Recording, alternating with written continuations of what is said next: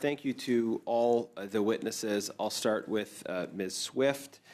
You talked about policy problems over the last 10 years.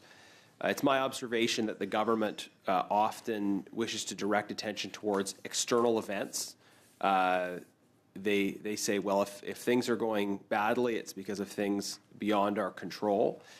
We know in terms of the challenges with the American administration, the Liberals promised a deal by July 21st and haven't delivered on that promise. But speaking of the last 10 years, it seems clear that you're suggesting that that these are long-standing problems that have been emerging over time. I wonder if you can maybe preemptively respond to those who say all these problems are the result of external events beyond our control.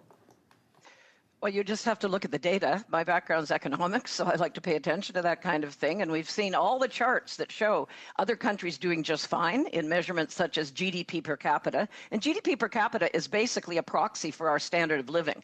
So that's a pretty important measure for any country. And we're down at the bottom.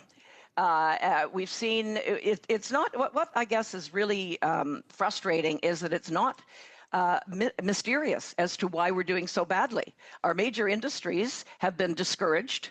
The resource, this has been mentioned by previous people, I won't belabor it, but a lot of legislation has been put in place to make building anything in Canada very, very difficult. We kowtow to a lot of green policies, so-called climate policies, whatever you want to call them, which has spent tons of taxpayer dollars on, are never measured, and never, to date, I haven't seen one of those predictions actually come true. All of these things contribute to a poor economy.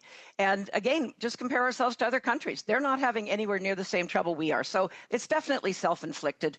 And finally, though, let's face it, if the economy's not going well, nothing's going well.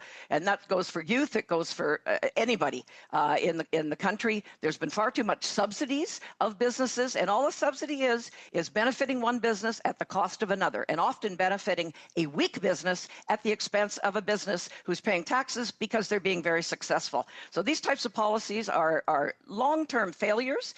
They are very problematic, and as a number of people have pointed out, in an economic downturn, young people suffer the most, because that's when people say, well, I can't afford to hire a young person anymore, I'll have to train them and so on. And small businesses want to do that. I've heard from small firms that they say, we like to hire a student every summer, and these are sometimes 2 and 3 employee businesses, but when we can't afford to anymore because it costs us so much to do so, they're very disappointed, because small firms usually have a pretty good community orientation, and they want to help develop our next generation for a good future for the individual and the country.